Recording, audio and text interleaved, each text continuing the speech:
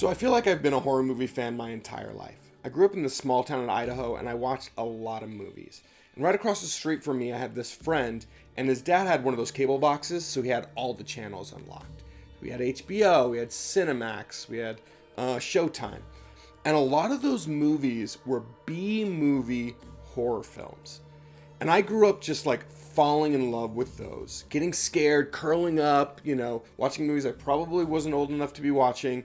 I loved them. They were like a huge part of my childhood. Because of that, I'm really drawn towards horror games. It feels like the next step in that, because a lot of the draw of a horror game is moving towards that scare. When you're watching a horror film and the people are moving towards the scare, you want them to stop, and you're like, stop, don't go, right? And in a horror game, you have to move. You have to take those steps. And so because you're part of it and you're making that decision, that anxiety level, that that release of those emotions is, I feel like, that much stronger. So Supermassive Games is tapping into what I think is the B-movie horror genre of video games. So they've developed this series called the Dark Pictures Anthology. And this is the second game in that series called Little Hope. And what I really think they're tapping into is less of a traditional horror video game and more of sort of a interactive horror experience. If you approach it from that standpoint, from the headspace of like watching a really good B horror movie, where you're not overly concerned about the mechanics and you're not getting too held up in, how much you're able to explore or how much control you have over these characters. If you're kind of in the driver's seat, but it's a little bit on cruise control and it's pulling you through this experience, I think you're going to enjoy this game that much more. Hey, anyone there? So in traditional B-movie fashion, it's not perfect. It's a little bit rough around the edges. Some of the animations are a little bit weird, but if you know what you're going into and you're able to look past those things, there is a very fun game in there. And it has a lot of those things in horror that we love.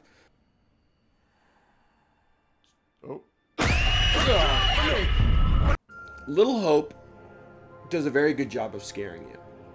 It basically approaches fear from three different parts. In the beginning, there's sort of kind of like this foreshadowing that's happening, building up tension through events that you know are going to kind of happen in the future. There's even parts where you'll look into pictures and it'll be a flash forward.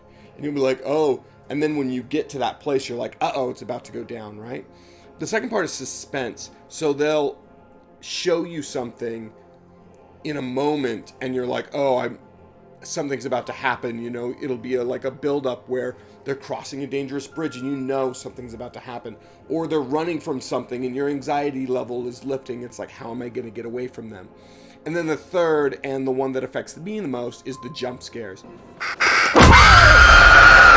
They hit you with those visuals, hit you with those jump scares, things come out of the shadows, and, I'm screaming. That's who I am. I'm very susceptible to that stuff. But they do it very well. Yes, it has some of those B-movie trappings, it has some of those rough edges, but that's not really a criticism for me. I love that genre. I would say that Little Hope is actually closer to a horror film than it is a video game. Yes, I'm taking these characters through this environment. Yes, I'm searching it, but everything is pretty linear. I'm going to, from point A to point B, I can deviate a little bit. Yes, you're moving them around, but you're very constricted in where you can go. It's very much driving you down these, hallways, basically, to the next point. Here's the setup. Here are the things that are going to happen. And regardless, that's not the point, right? This is almost a book. This is a film. We're here to uncover the story with these characters. We want to experience it. We get to choose how they interact. We get to choose how they talk to each other, and that's cool. You're kind of the director now of this horror film. It's like, no, you're mean to her now. Okay, let's try it this time and be nice, be supportive. Watch your tone, will you? I am doing my best to understand this, just like you and the rest of us. You can't understand this. Don't you get that yet? You get to have that director's touch in this B movie and the script's there, and you got to go from A to B. You got to follow that writer's script, but you get to have your tweaks. You get to tell your story. So Little Hope follows these classmates who are stuck in Little Hope. There's something supernatural going on, and they're trying to escape. So after a few cutscenes at the beginning of the game, we're jumped back in time to the 70s, where you meet this family, these two parents and their adopted children. There's like a tragedy that happens, it's maybe supernatural, and everyone in the home dies, right? And then it jumps forward in time to a bus crash, and those same characters, now school companions, like a teacher and his students, are on a field trip, and they're wandering the town of Little Hope trying to escape. So Little Hope is a small town. It's a ghost town that went through some sort of Salem witch trial history where people were turning on each other. And sometime in the 70s, the town fell apart because the factories closed.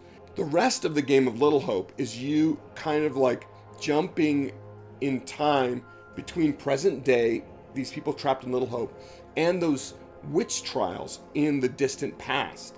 And you're trying to uncover these mysteries of like, what were the motives and what were people doing, and trying to help the mirror images of these people survive. There are a lot of choices to be made with how you interact with each other. There are a lot of like small secrets to find, and those all affect the story and how you interact with the story as it goes on. It doesn't make huge deviations. You don't change a ton of things, but you do change enough to feel your, fingerprints on this story.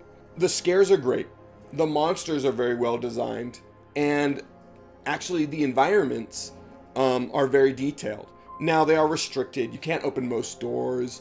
A lot of the streets are just glorified hallways with nice trimmings on the side. But it is immersive. As you walk through these places, nothing feels like janky and, bad. They're well-made environments that make you feel like you're in this town. The models of the characters aren't perfect. And sometimes as people move and like make head tilts and stuff like that, they come off very unnatural. But all in all, the visuals are nice. The music is fantastic. There are these interstitials with this person who's kind of like guiding you through the story and hinting at things to come. I'm here simply to record what you do, not to help you.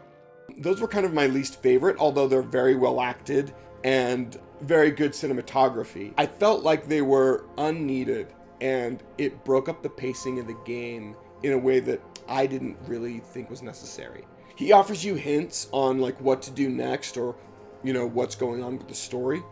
And as you move through the story, there's a big reveal at the end. Now, I'm going to stop you right now. I'm going to spoil the end of this game. I haven't shown a ton of footage from the later half of the game because if you're going to play this, those scares are why you're coming to it, right? If I spoil a scare for you, then that's the whole point of playing the game. So I've left a lot of the back end out of this review. But I am going to spoil the ending. So we're going to put in the description, where the spoiler starts and where they end. And I encourage you to skip it if you're going to play it. But it does affect my score, so I do feel like I need to talk about it. Okay, here comes the spoilers.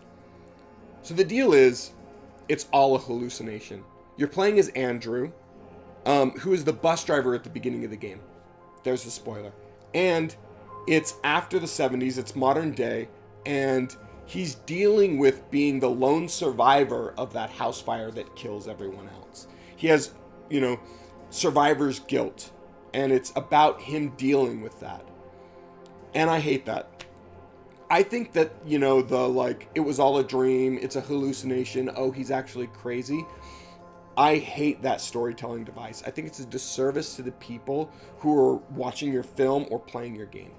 I don't like it at all. So that did bring the score down for me.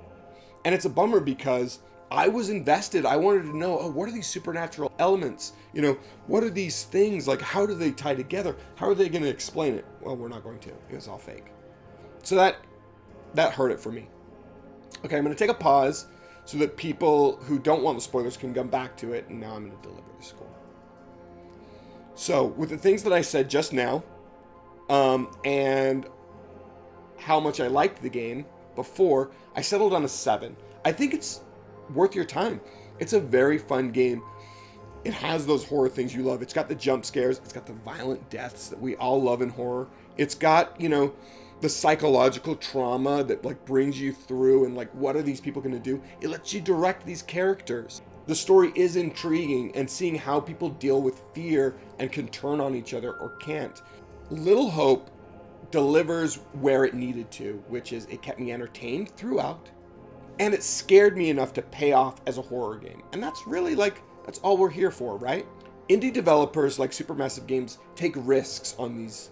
And if you're into this stuff, it's worth supporting, because games like this, horror games that, you know, take a different approach and do their best to freak us out, supporting those games, I think, is good for the industry. So if you're a fan and this looks like a game that you want to play, purchase it, try it out. I think you'll really like it. There are more to come. I don't want you to think that a score of 7 means you shouldn't play it. If you like this type of game, you're gonna have fun. I did. Come on, man. A 7 can be a great game. A game that scares you and gives you exactly what you wanted. If you like this video, please support Kings of Horror, subscribe to the channel, like and comment below. If you want to support me, I'm at RobotVsDinosaur. You can find me on Instagram and Twitter and on Twitch. And you can also support my YouTube channel. Look after number 1, right?